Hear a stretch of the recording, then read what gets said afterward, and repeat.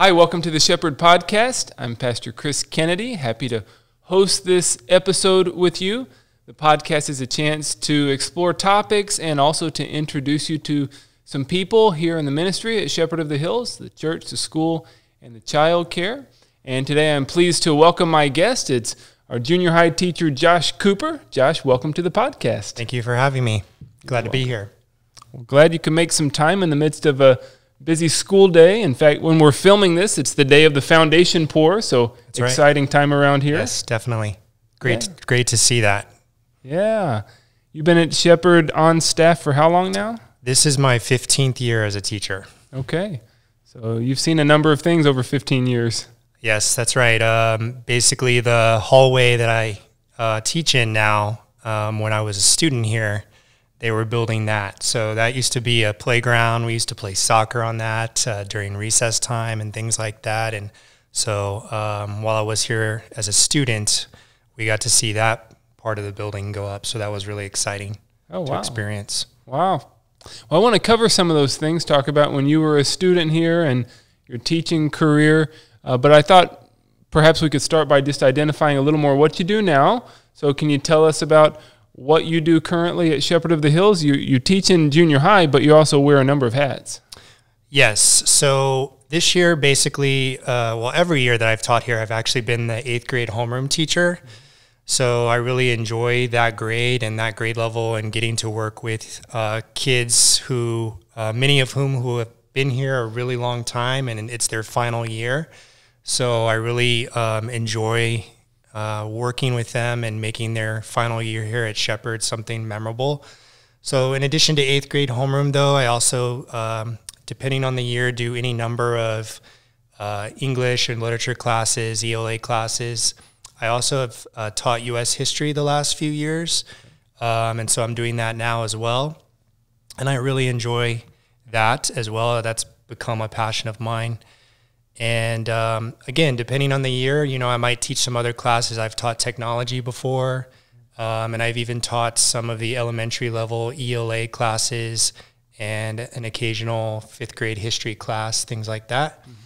Mm-hmm. I've done some coaching in the past. I'm not coaching right now, but I've also done that while I've been here.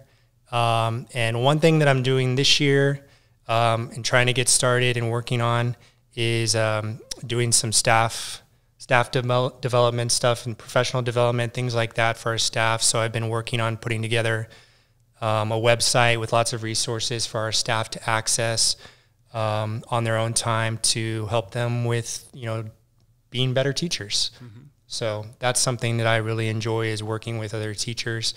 And that comes from some of my background with some organizations that I'm associated with outside of school. Oh, okay. Okay.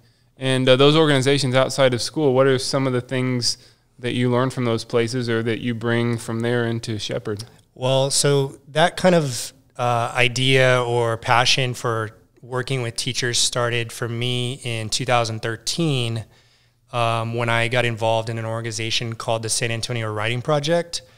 Okay. One of their main tenets or beliefs is teachers teaching teachers. So basically, teachers that have proven methods in the classroom, teaching those to other teachers, as opposed to, say, people who are no longer in the classroom or maybe who have never been in the classroom trying to teach teachers how to do things. And so I got involved in that program in their Summer Institute in 2013. Really like that. And it's part of a national organization, the National Writing Project, and they have satellite sites all over the nation. And so I did their institute during the summer and sort of learned the best way to go about, helping other teachers with, particularly that they're concerned with writing and writing instruction in English and that sort of thing. And so that's how I kind of got started with that. And then I got involved in some other English organizations that also kind of take that same model of teachers helping teachers and teaching them methods that really work. So as I did some presentations here and there for those groups, I really realized that that's something that I really enjoy. in addition to working with kids, I like working with other people who work with kids. So. Yeah. And that makes the organization stronger when you can do those kinds of things. Yes. So that's a real blessing to our ministry here. It seems like you are someone who works well with adults and with other peers like the teachers, and also someone who connects very well with the kids. That's always been one of my observations about you is the kids just really seem to gravitate toward you, to respect you, and to enjoy learning from you. What would you say you feel are some of the keys to connecting with junior high students? Right. So one of the funny things about teaching middle school is that I often will hear teachers who don't teach middle school, but will sometimes have interactions with middle school students.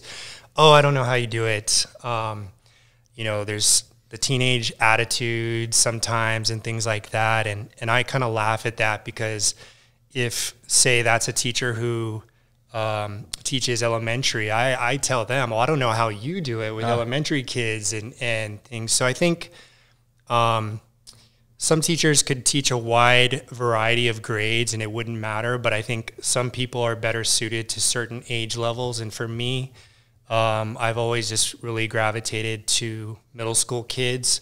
One of the reasons for that, I think, is that middle schoolers are kind of a mess of contradictions, and I'm a very analytical person, so I like to analyze that and try to figure that out.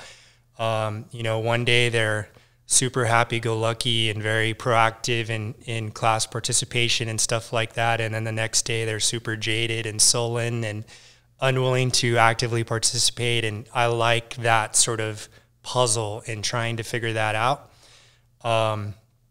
And also, really, most people probably wouldn't guess this about me because in most cases I'm pretty quiet and reserved. But when I'm in a place that I'm comfortable, like my classroom or my own home, my wife can attest to this, I'm kind of sometimes maybe a little bit of a goofball and a little immature about some things because I like to have fun.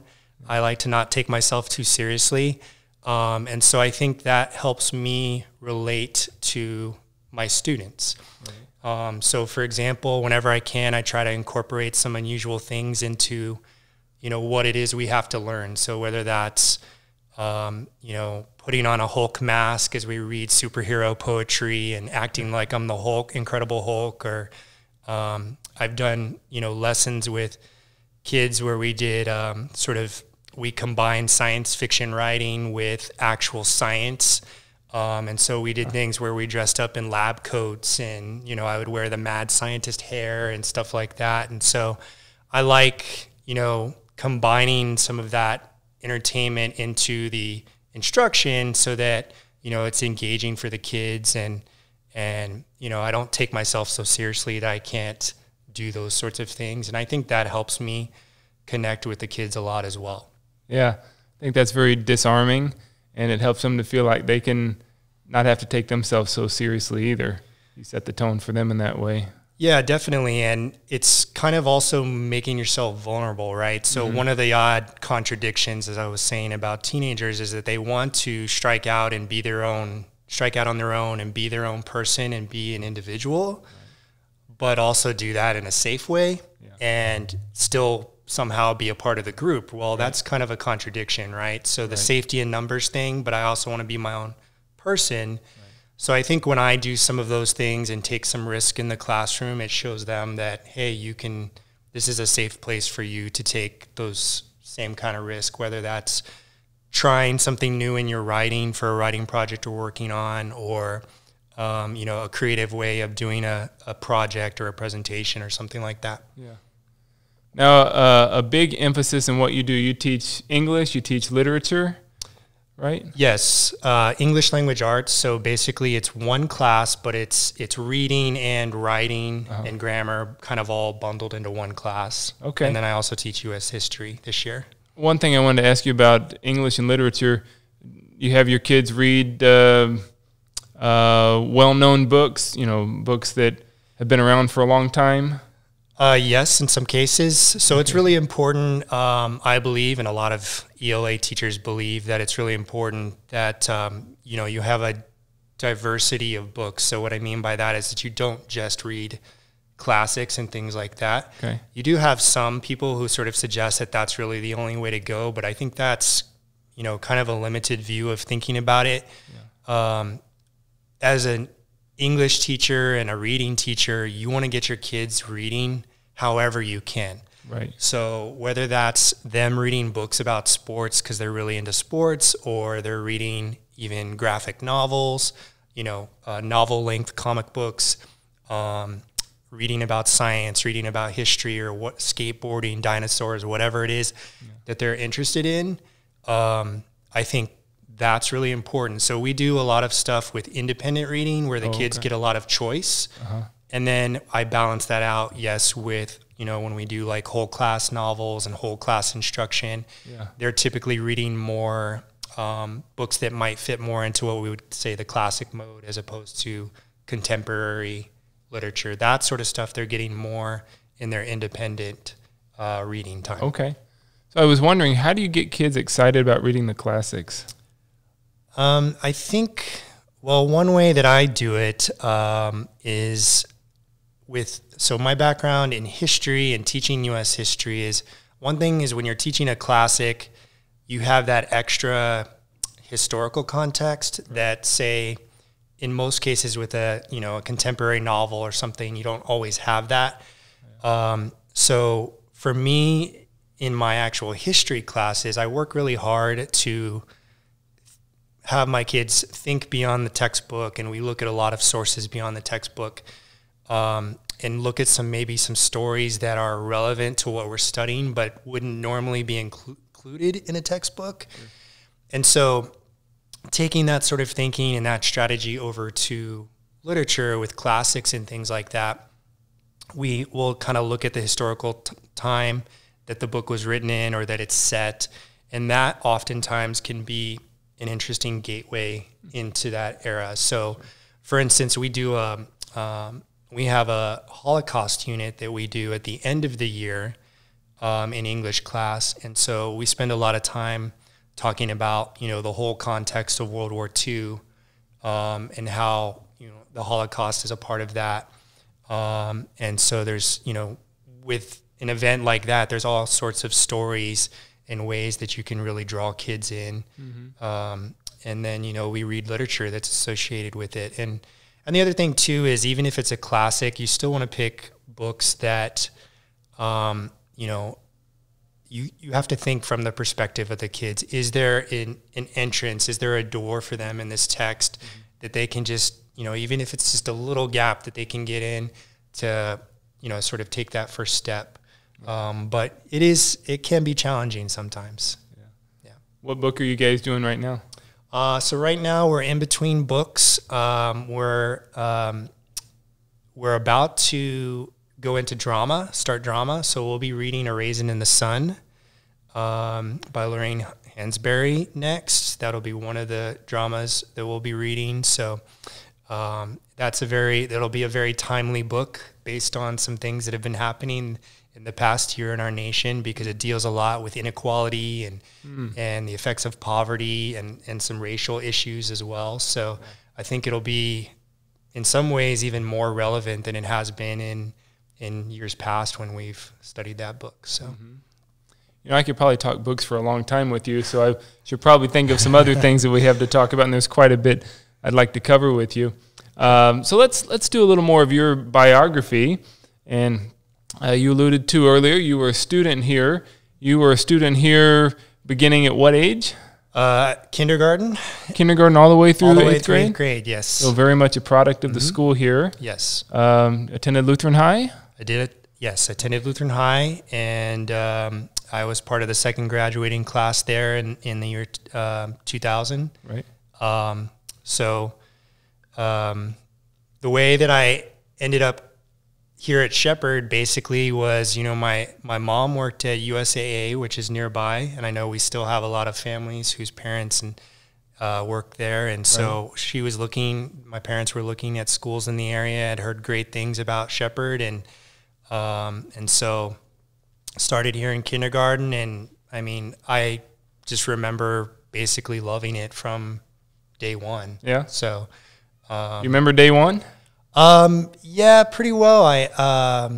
I was very like wide-eyed, of course, but yeah, I just was able to make, I was in a good class and was able to make friends right away and really bonded through. There were a lot of kids in my class who loved sports, which I really loved. And so that was a good sort of connection point to people, like as soon as I got here. Yeah. Did a few of those kids go all the way through 8th grade along with you? Oh yeah, many of them did. Yeah. We had, I had a group of friends really for a long time. The whole time I was here, essentially, they were here from kinder to 8th grade, and then some of them even went to Lutheran high. So yeah. Some of them I was around for 12, 13 years, right? And was able to really build great friendships with them, and still in touch with a lot of them today. Yeah, that's one of my favorite things about our school is that kids can be a part of it for a long, long time, and they really build those solid friendships that endure.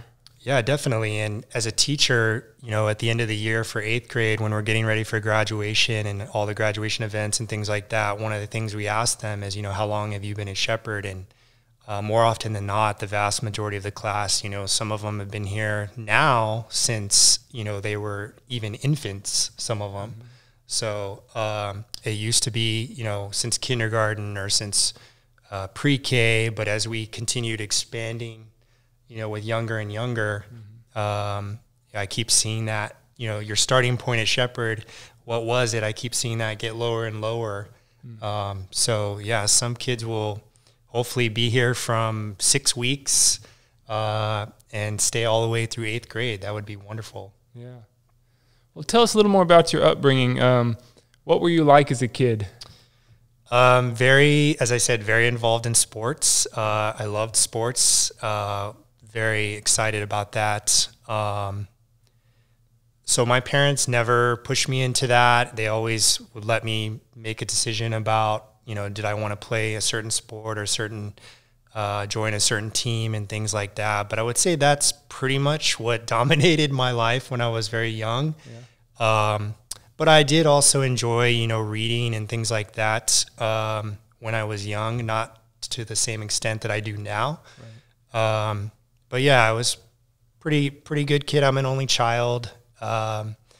So sometimes I laugh at that, and my wife will laugh at that too, because sometimes a little bit of that comes out in me. But I always joke and will say things like, no, I'm not an only child in that way, that, it's got to be all about me and that sort of thing. But she says that sometimes a little bit of that does come out. So, but as I said, my mom, she worked at USAA. My dad, he did maintenance work and carpentry work and things like that. And one of the things that I think I really learned from them the most was just the value of hard work. They were both extremely hard workers.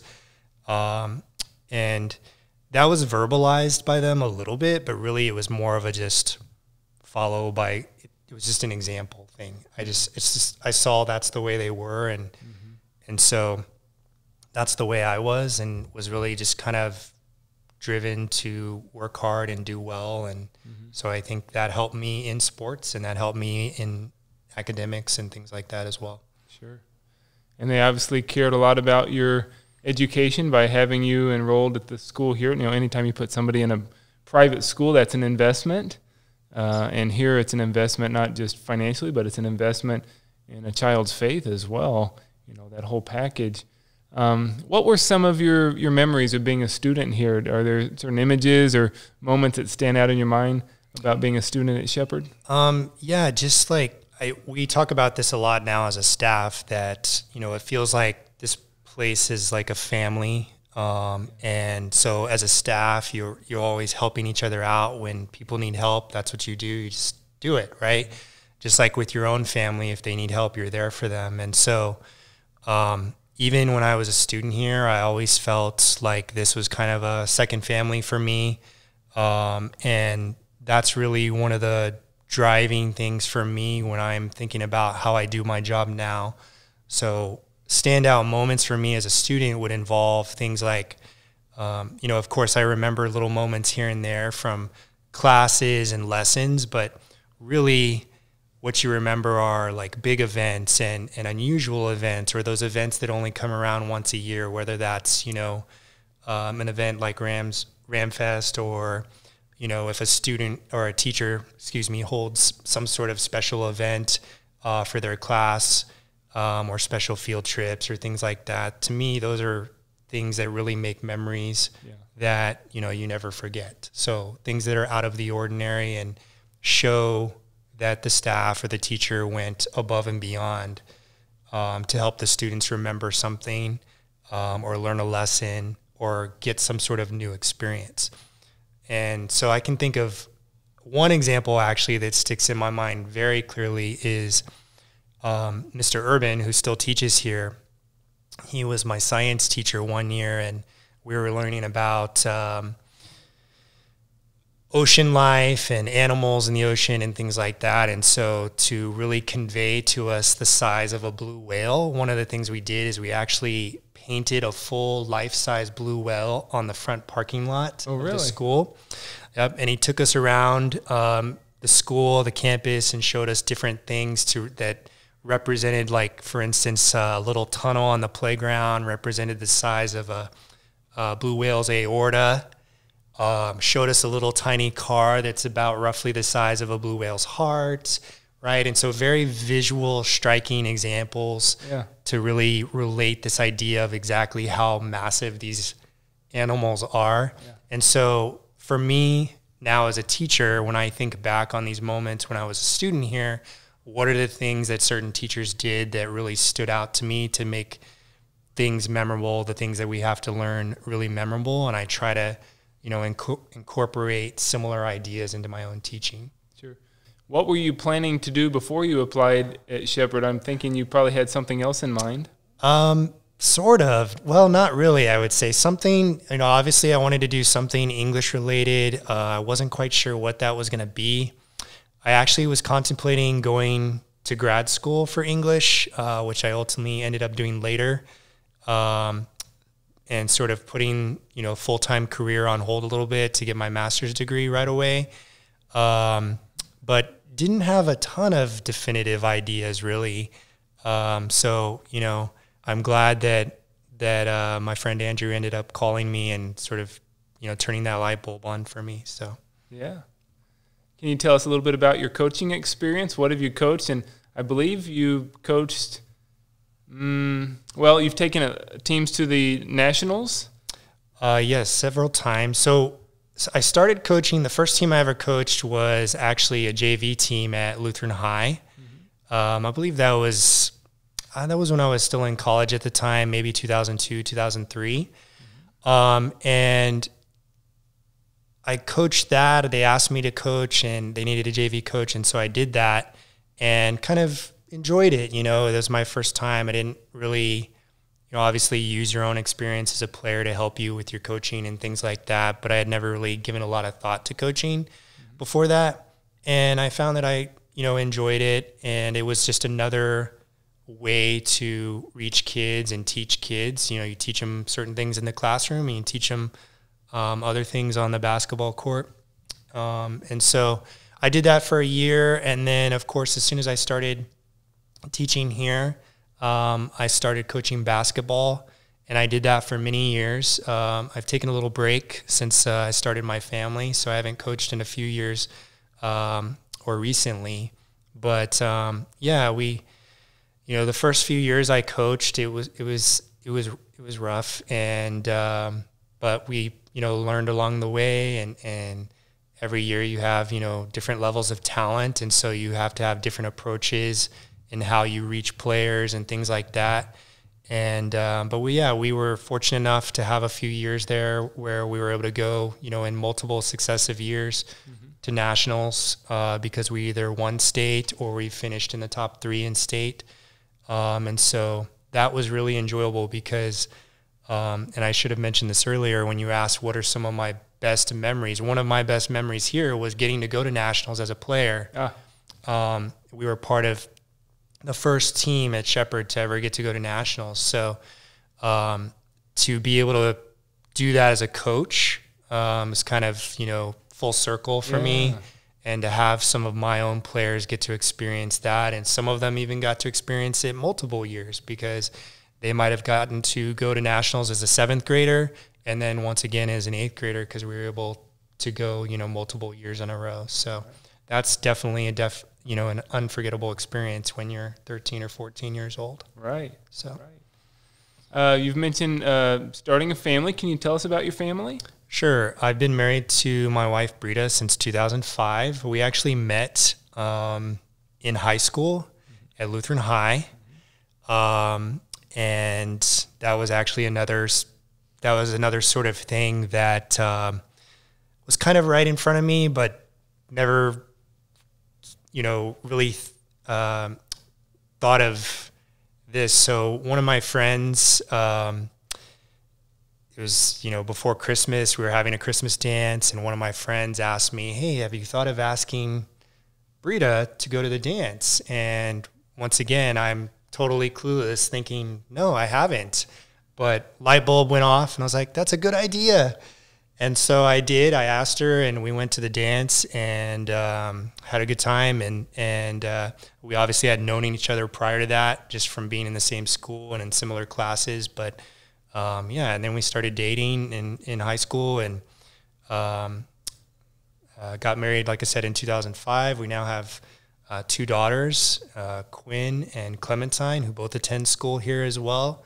And so that's another, for me, going to school here, great experience, coming back to teach, great experience. And now we're blessed to have our own children come to school here as well. So. Yeah. Sue Gary will sometimes describe herself as bleeding shepherd blue, and I think you bleed a lot of shepherd blue as well. Yeah, definitely. Deep roots here, and it's been a great experience pretty much any way you look at it. So just a couple questions to wrap up. One interesting fact about you that people might not know? I think so. If people are familiar with my background, they probably think I really, really love basketball, which I do love basketball, but actually my number one love in terms of sports is actually baseball. Oh, okay. So I'm a really big baseball fan. I love studying, and reading about the history of the game. I actually have one of my bucket list goals is to visit all 30 stadiums, and so far I'm halfway there. All right. So that's been paused during the pandemic, of course. But I'm hopeful that once the pandemic ends that I'm able to resume that. And that sort of ties into something else that I really enjoy doing, which is traveling. So anytime I travel somewhere, I try to incorporate a baseball game into that as well, if I can, even if it's a minor league game or something like that. But yeah, I just really love baseball. It was actually my first love growing up was baseball. And then I got into basketball a little later and just did that a lot, but I always, did both growing up. So, favorite stadium that you've been to? Favorite stadium so far, I'm gonna have to say Wrigley Field, because I am a Cubs fan, and just the history there, and it's an old stadium, and I love all the little nuances about it. Obviously the ivy, and just that it's right in the middle of downtown. I love when stadiums are in the middle of downtowns as opposed to out in the middle of nowhere on the outskirts of cities and things like that. But I really like that one. And the other one I liked was in San Francisco, with the stadium being right there on the bay. That's really beautiful as well. So, if you could visit one and pick anyone you haven't been to, is there one you have in mind you'd love to see? Yeah, so there's a lot of the older ones on the East Coast that I haven't been to yet. So, I'd love to go to Fenway Park to see, like I said, all those old parks have lots of old, interesting nuances to them. Obviously, you have the Green Monster in Fenway and things like that. But, a lot of those parks on the East Coast, those are the ones that are still on my list that I need to go see. So, yeah. Well, it's been a lot of fun doing this interview with you. I thank you for not only spending the time for this conversation, but thanks for all that you do in teaching our junior high students and shaping them as individuals. Sure, thank you. It's my pleasure. I enjoy doing it. Thank you so much for watching and listening to the podcast, and please tune in next time. Until then, the Lord's blessings to you. Please stay healthy and safe, and the peace of the Lord be with you today.